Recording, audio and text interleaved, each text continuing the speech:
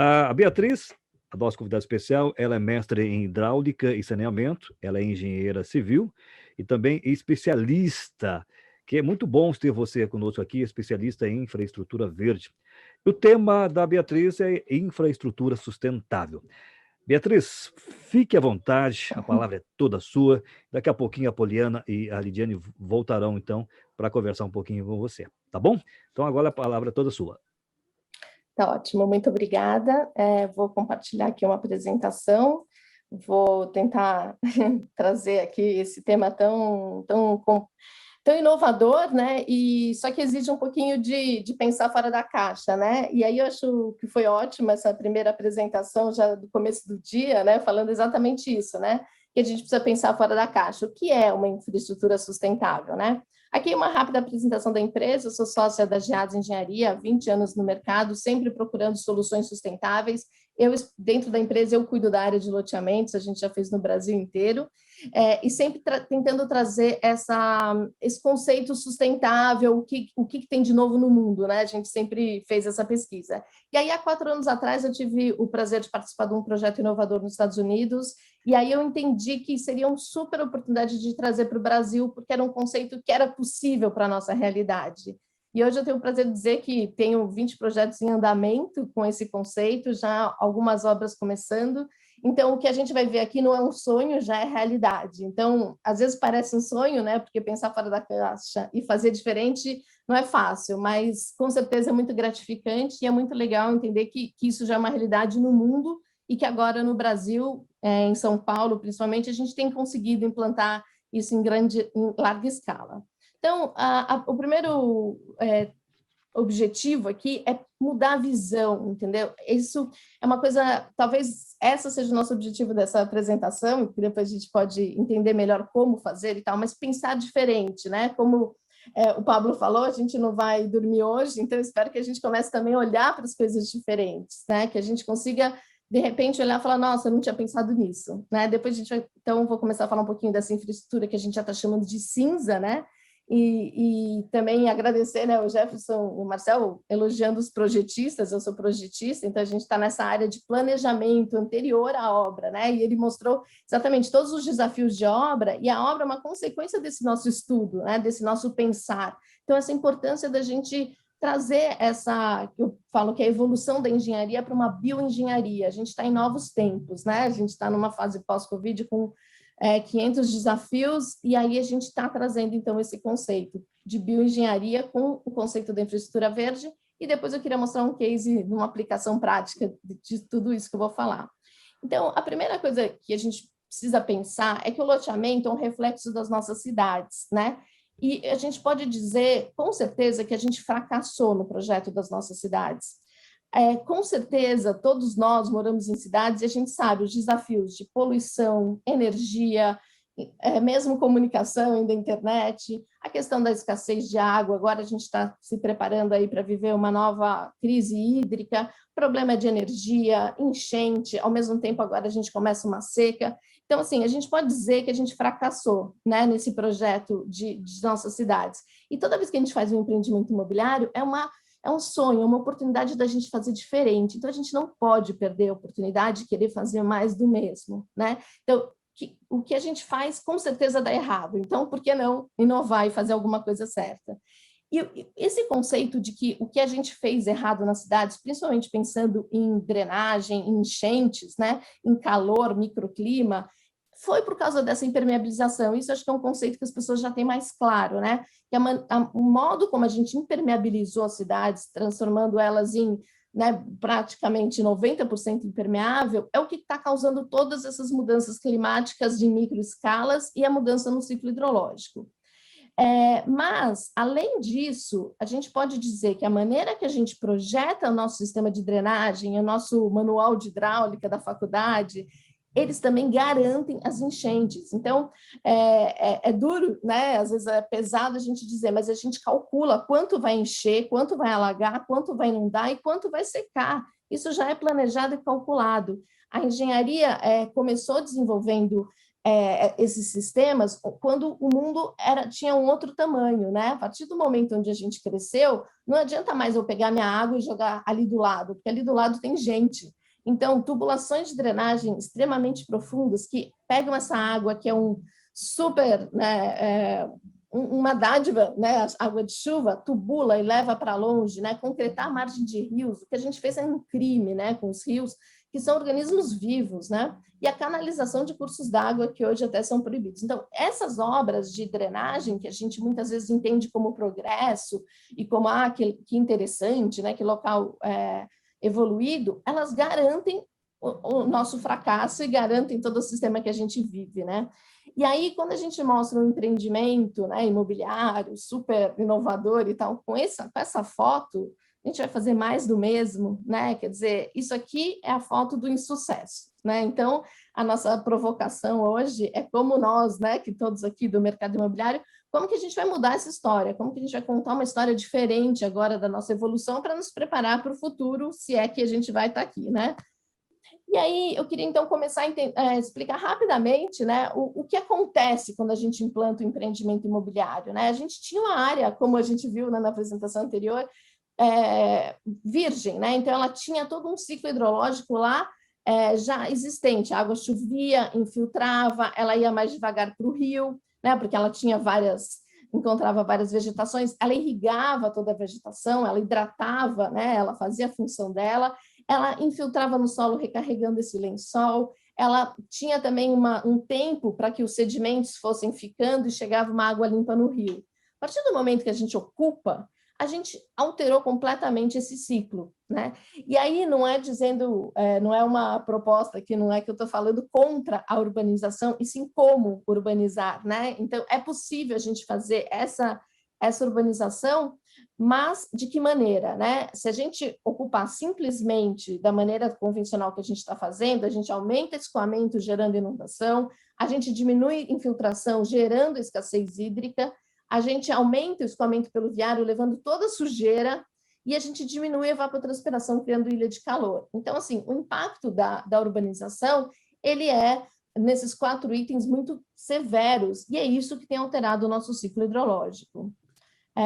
Em relação ao alagamento, alguns exemplos, né? Então, o que acontece? Aqui é um gráfico que mostra essa linha verde, como que a chuva ao longo do tempo. Então, num terreno original, a chuva ela começa a cair, ela chega num pico e depois ela volta.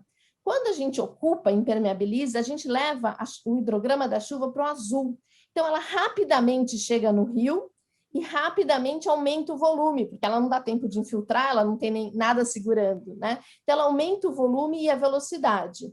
E aí, qual que é a nossa proposta? É a gente voltar para esse verde através desse vermelho, que é calcular qual é esse amortecimento que eu preciso reter toda essa água dentro do meu empreendimento, como eles falaram também, através de bacias, piscinões, como a gente vê, que são as estratégias antigas, mas através dessas novas estratégias que a gente vai chamar de cidade esponja, que são várias estratégias disseminadas para que a gente consiga reverter isso e gerar um impacto zero, que é a nossa meta nos nossos projetos. E aí é o mesmo conceito para a seca. Então, cada vez que a gente impermeabiliza, a gente não permite que essa água retorne no lençol freático, e nessa época de seca que a gente está vivendo, a gente teria o lençol recarregando o rio. Então, a maneira como a gente ocupa, através de asfalto comum, um terreno que tinha uma infiltração, a gente alterou isso. E aí a gente vai ver, então, como a gente pode compensar no nosso empreendimento através de infiltrações, de estratégias que aumentem essa infiltração no solo para a gente conseguir reverter esse impacto. Então, esses aqui são 2 exemplos, tem vários outros, né? Depois a gente pode ver com mais detalhes. E aí fica aqui a conclusão: a gente não pode fazer mais do mesmo. O que a gente está fazendo não deu certo. Então, então vamos falar sobre o que fazer. E aí, eu gosto muito dessas imagens aqui, é uma publicação americana, então eles falam que a gente projetava ruas para carros, né? E agora existe um movimento bem interessante que é começar a projetar ruas para as pessoas, né? A Champs-Élysées em Paris agora é uma rua compartilhada, estão querendo, né, mudar, e esse guia muito interessante, já está traduzido para o português, ele fala, né, muito de como projetar a rua para pessoas, mas a gente quer mais, né? Eu não quero só uma rua para pessoas, eu quero uma rua para pessoas, uma rua compartilhada e uma rua para água. Porque a partir do momento que eu trago a água, eu trago a vegetação, e trago o microclima e trago esse benefício que todo esse conjunto ecossistêmico traz para as pessoas. Então, no fim, a gente está pensando nas pessoas. E esse aqui é um guia muito interessante para mostrar que isso aqui não é uma coisa empírica, não é que a gente vai falar aqui de sonhos e jardinagem, né? Que também é super bom, mas a gente vai trazer aqui engenharia prática com guias e cálculos e muita ciência já desenvolvida sobre de como projetar essa rua de maneira que a gente deixe a água, a vegetação e as pessoas. Então, a solução para os problemas de mudança climática, e principalmente essas questões da cidade, né? A gente não está falando do aquecimento global, mas da cidade, a única solução é reintroduzir o verde nas cidades. E aí eu brinco assim, né, que a gente falava antes que o futuro ia ser prateado, né? Mas eu acho que o futuro é verde. A dúvida é se nós, seres humanos, vamos estar nesse futuro. Então, aqui é nosso apelo, né? A gente precisa conseguir aprender a conviver com esse verde para a gente poder continuar, porque a gente viu que rapidamente a natureza pode, de alguma maneira, desequilibrar e o ser humano sumir da Terra, né? Então, esse futuro verde, convivendo com a natureza e o ser humano, é o que a gente precisa. E aqui só uma outra questão, que nós, seres humanos, a gente se desconectou da natureza, só que nós somos natureza, né? Então, essa é a proposta de como fazer isso de novo.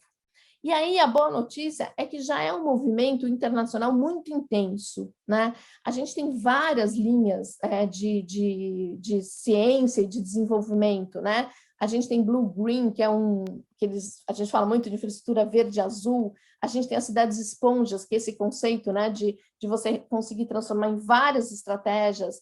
A Filadélfia, esse exemplo aqui das cidades verdes com água limpa, né? Para você limpar a água de uma cidade, o único jeito é ter uma cidade verde. Eles já estão há 20 anos implantando isso na cidade deles, né? Então, com indicadores e mostrando quanto isso funciona.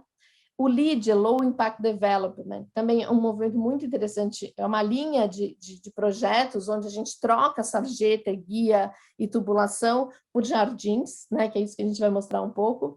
E aí um termo que está surgindo com muita força que chama soluções baseadas na natureza.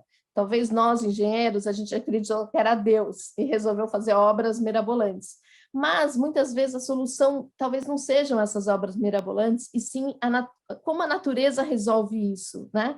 Então, a gente está voltando, né? Todo o movimento de voltar a entender como que a natureza, e a gente sabe, né? Biofilia, vários movimentos que falam, nossa, a natureza tinha as melhores maneiras de dessalinizar, de recarga de aquífero, quer dizer, como olhar, e aí tem muita linha de financiamento hoje nessa linha de soluções baseadas na natureza, tem uma ONG muito atuante, chama Clay, a gente está participando em 2 projetos bem inovadores com eles, com a Prefeitura de BH e de Londrina.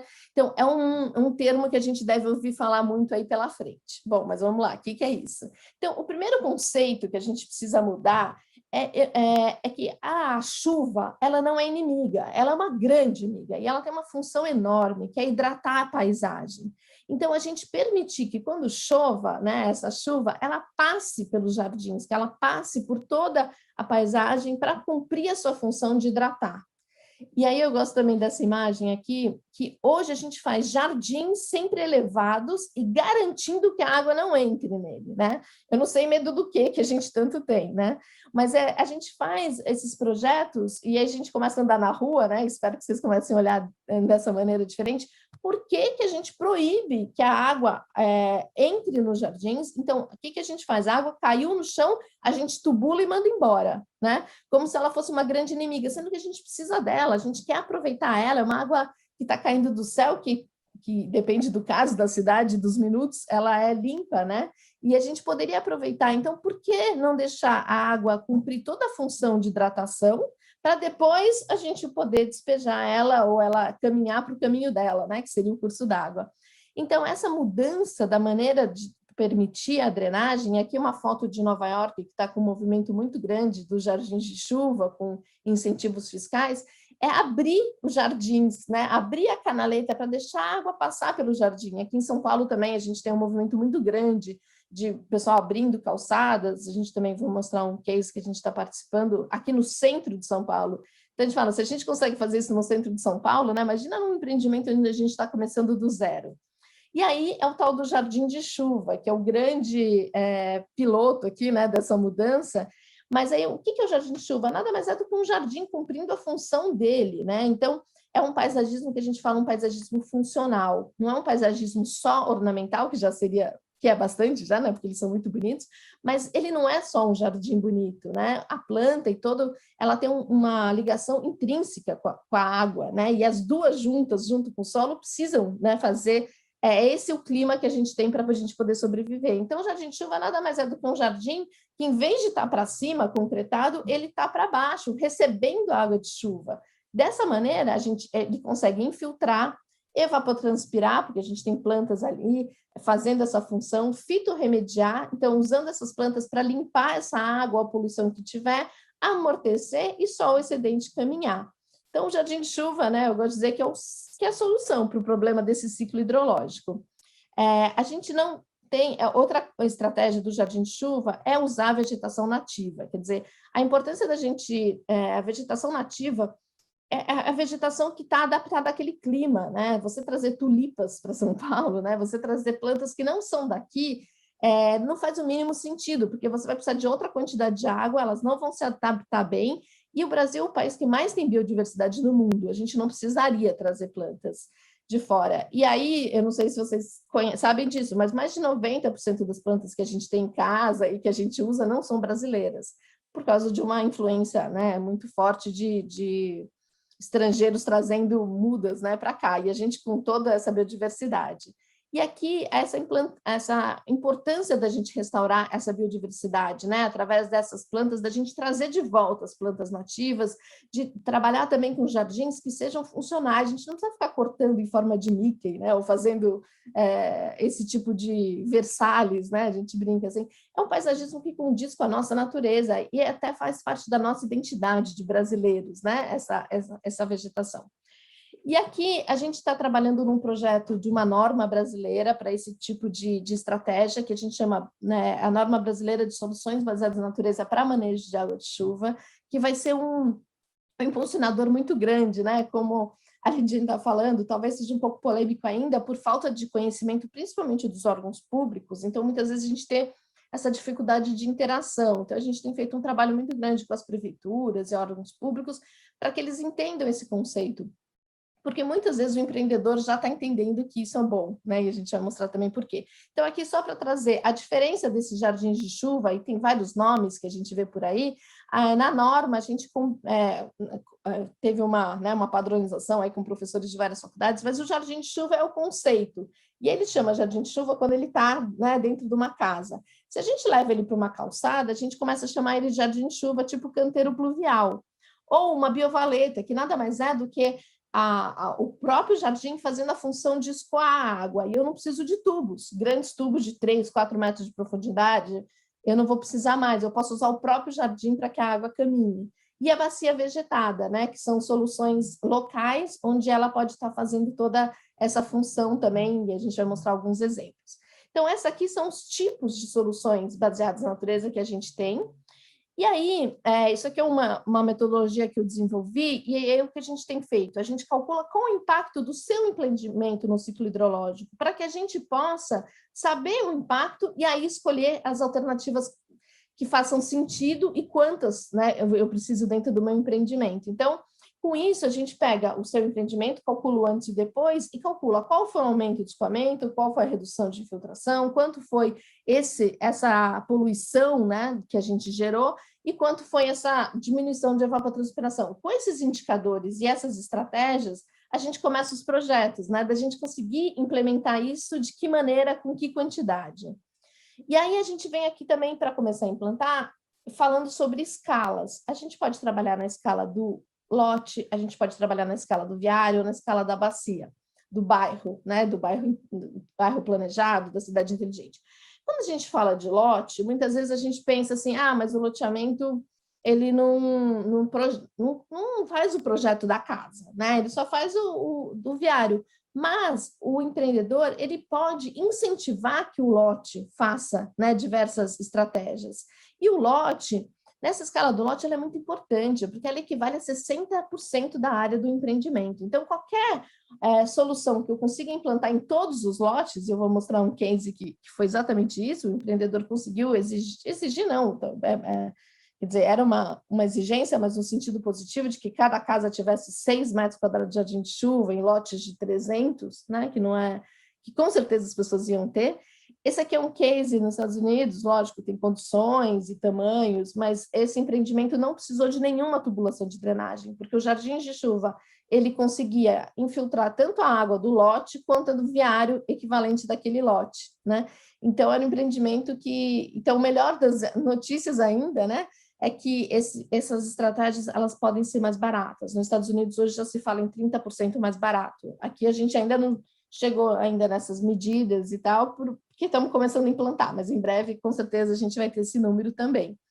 E aí, por que não associar esse jardim de chuva no lote, se cada lote resolvesse o seu problema, mas aí a gente pode ainda associar ao armazenamento dessa água, né? Agora, na próxima crise hídrica, tenho certeza que isso a gente vai ver muito mais, né? Como a gente associa o jardim de chuva ao armazenamento. Então, a primeira chuva, ela é que tem mais poluição, que a gente pode jogar nesse jardim. A partir daí, a gente pode armazenar essa água. Esse aqui é uma casa na Vila Madalena, onde eles interligam todo esse reservatório na parede, na máquina de lavar roupa e na parte de limpeza. Então, eu gosto desse exemplo porque a gente não pode dizer que não tem área, né? Qualquer lugar a gente consegue. E não poderia deixar de falar dos telhados verdes também, que é um desperdício para mim, telhado, né? Ou a gente põe painel solar ou faz telhado verde, né? Mas a gente deixar com o teto do jeito que a gente faz não faz sentido. E o telhado verde, ele tem 1000 benefícios, além de a questão da qualidade da água, ele consegue melhorar, mas ele consegue também reduzir até 3 graus a temperatura da casa, do prédio. Então, em termos energéticos também ele é excelente. E aí a gente vai para a escala do viário. Então, a escala do viário nos empreendimentos, a gente tem conseguido implantar bastante essa ideia, e é uma proposta também que a gente tem levado para as cidades. Esse aqui é um jardim que a gente tinha acabado de plantar, então ainda não estava muito grande, mas quem conhece São Paulo, fica na Vila Nova Conceição, já estão muito mais bonitos. Então, a gente implantou, são 180 metros quadrados de jardim de chuva, isso aqui era uma calçada convencional sem área verde, a gente quebrou, escavou e reconstruiu esse jardim para que eles tivessem uma função. A Vila Nova tinha um problema de drenagem, e aí a ideia é que esses jardins eles ajudassem alguns pontos que tinham um pouco de enchente. Aqui é esse modelo típico de Nova York, que é esse jardim onde tem entra e sai, e aqui que é uma outra ideia bem interessante, que se a gente pegasse uma vaga de carro por quarteirão, né, a vaga verde, a gente poderia ter um jardim por quarteirão, ou sempre que possível, né? A gente teria a vaga verde, acho que saiu até uma reportagem semana passada, falando da vaga verde, desse trabalho com o Ricardo Cardim, que é um paisagista que tem trabalhado também bastante com esse conceito. Aqui também, a ideia da gente nos loteamentos é levar também essa questão do engajamento, da apropriação dessas unidades, porque simplesmente fazer um jardim e as pessoas não terem esse contato com a água. Hoje também a gente fala muito dos jardins polinizadores, que é trazer essas abelhas nativas que não têm ferrão para ajudar nessa polinização na biodiversidade, as hortas urbanas, né? Quer dizer, todas essas estratégias a gente pode trazer um envolvimento muito grande das pessoas que moram, né, nos empreendimentos, como a população, pessoas que vão visitar, e aí a gente fala muito também dos empregos verdes, né, de você gerar mais trabalho para jardineiros e não tanto para limpador de boca de lobo, etc., né?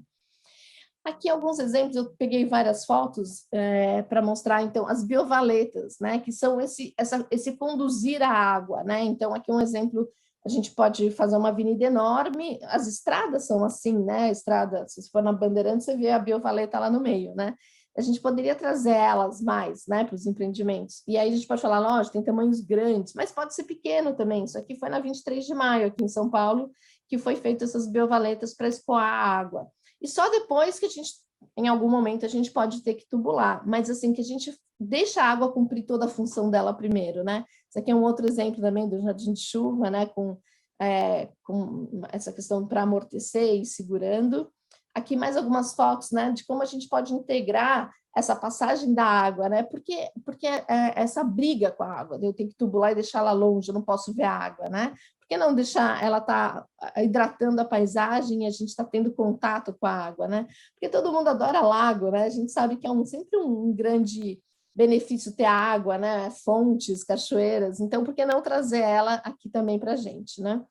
Aqui outra ideia muito interessante, algumas a gente tem em São Paulo, essa aqui é um projeto, uma tese que foi proposta para Juiz de Fora, essa bacia vegetada em rotatória. Então, como a gente pode, esse aqui é um projeto onde ele resgatou um rio que estava canalizado e trouxe de volta ele. As rotatórias são ótimos lugares para colocar essas bacias vegetadas, né? Que muitas vezes elas não têm muito uso e elas têm áreas muito grandes, né? Eu lembro da cidade de Uberlândia, tem cidades onde a gente tem muito potencial para transformar e, em vez disso, o pessoal fica querendo, às vezes, pôr bacias de concreto, de piscinões, né? Sendo que a gente tem tanta área disponível para fazer essas estratégias. E aí, depois que a gente captou toda essa água, vem esse lançamento da drenagem, que aí a gente pega e põe um monte de escada hidráulica de concreto, né? Esse aqui é um projeto que a gente está desenvolvendo em Petrópolis, inovador, trazendo essa bioengenharia, quanto calcular, né? Como que a planta e a natureza já têm essa capacidade. Acho que quem já tentou puxar, né? Depende das plantas, as raízes são extremamente fortes e elas têm uma resistência absurda. Então, às vezes até mais do que, depende do local, Petrópolis tem problema de deslizamento, né? Tem muita pedra embaixo, então imagina, se fazer uma obra dessas seria até impossível. Então, por que não entender como que a natureza faz, né? E aí a gente trazer essa solução compartilhada.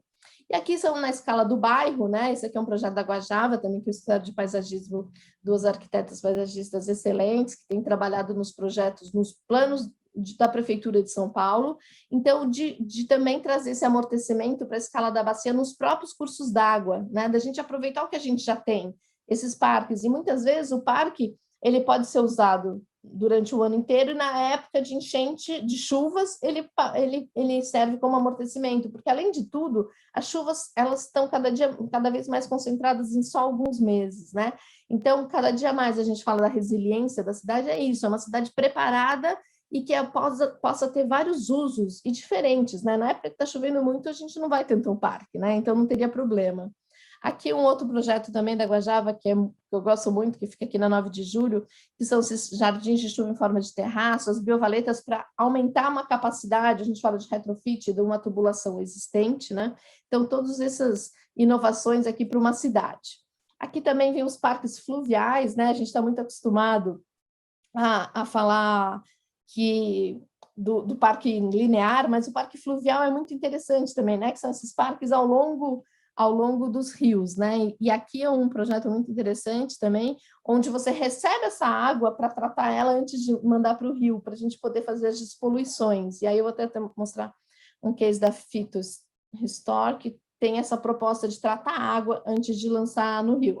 Esse aqui, que é um trabalho que a gente participou com eles, que é uma empresa francesa que está no Brasil agora fazendo trabalhos excelentes, né?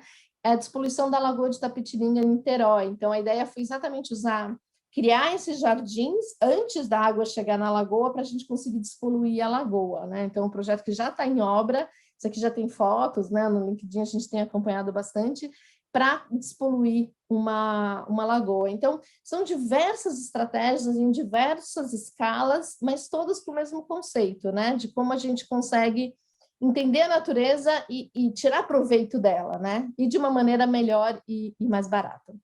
E aqui queria mostrar um case, que é um projeto em Juiz de Fora, que é um condomínio, né? Isso aqui não é loteamento, é um condomínio, fechado, mas e que a gente conseguiu, né, estudar esse antes e o depois, e aí a gente calculou quantos jardins de chuva eu precisaria, quais estratégias que a gente precisaria. E aí foi muito interessante, porque o empreendedor, então, criou essa diretriz que cada casa teria 6 metros quadrados de jardim de chuva. E foi um sucesso, porque todo mundo achou lindo os jardins, né? Depois eu mostro aqui a estratégia deles de venda foi super interessante, então você se aproveitar disso como uma estratégia de venda. Aqui é o clube, a portaria tem telhado verde, tem jardim de chuva, o clube também tem todos os telhados verdes, aqui ainda é projeto, né? E associados, e uma lagoa dentro do empreendimento que a gente vai mostrar que a gente conseguiria que ela ficasse limpa, né? Então, também essa apropriação das pessoas, eu não jogar nada na água de chuva, eu não jogar nada no chão, porque vai para minha lagoa, né? Então, a gente tem esse apelo muito interessante. As ruas, então a gente colocou jardins de chuvas intercalados, tem maiores, tem menores, o local de estacionamento com concregrama, né, com esse piso mais filtrante também. O concreto intertravado ele é muito melhor que o asfalto em termos de temperatura. O grande problema do asfalto realmente é o pico de temperatura que ele chega, né? Então ele atrapalha muito o microclima. Então o intertravado ele é um pouco melhor nesse sentido. E aqui é um detalhe desse jardim de chuva, né, que a gente projetou. Então lá toda a drenagem passa por um jardim para depois passar por um vertedor e depois lá no final ele vai para um tubo. Mas, de novo, essa pequena mudança de conceito, que é tão pequena, né, que não gerou grandes mudanças, mas que faz uma diferença muito grande. E aqui o jardim de chuva de cada lote, né, interligado aí com esse jardim de chuva da rua, fazendo esse sistema. Aqui alguns exemplos também, né, de como todo o empreendimento com jardins sempre abertos e sempre trazendo. Aqui para mostrar um pouco o caminho da água, então todo o empreendimento, toda a água aqui passa por umas valas de infiltração e vai chegar nesse lago principal. Alguns destaques do projeto foi essa brincadeira que a gente fez de aumentar e diminuir o jardim, né, que ficou até interessante, para não ficar uma monotonia. Usou essas rotatórias para criar as hortas e estratégias, né, para as pessoas se apropriarem aí dos jardins. E esses cantos de quadra também, que são ótimos locais para a gente conseguir trazer um local agradável para as pessoas ficarem, além de estar promovendo essa questão da água. Esse aqui é um exemplo da horta, né, de um cantinho onde vai se promover toda essa horta, esse pomar. E aqui foi muito interessante que no stand de vendas se aproveitou todo esse conceito, e aqui você chegava no stand de vendas, eles construíram uma rua, e você apertava e chovia, né? No empreendimento, no stand você via, né? Essa aqui é uma foto da chuva, né? Daqui o empreendedor, e aí você via essa chuva entrando no jardim de chuva, entendendo um pouco melhor. E aqui também mostrava algumas casas na frente tinham jardins maiores, né? Então você conseguia ver e todo mundo, de uma maneira geral, gostou, que era um medo que eu tinha, se a pessoa vai reclamar que tem um jardim na frente da casa dela, né? Então esse aqui é esse stand, e como que foi interessante se apropriar de todos esses conceitos como estratégia de venda. E aqui alguns indicadores do projeto: 100% do amortecimento da vazão do pós, 80% de recarga de aquífero, a gente não conseguiu 100 porque lá é muito íngreme, 100% da remoção da poluição difusa e 100% de plantas nativas no projeto. Acho que era isso, eu não estou vendo as perguntas, mas aí fico à disposição, meu e-mail está aqui, também podem entrar em contato.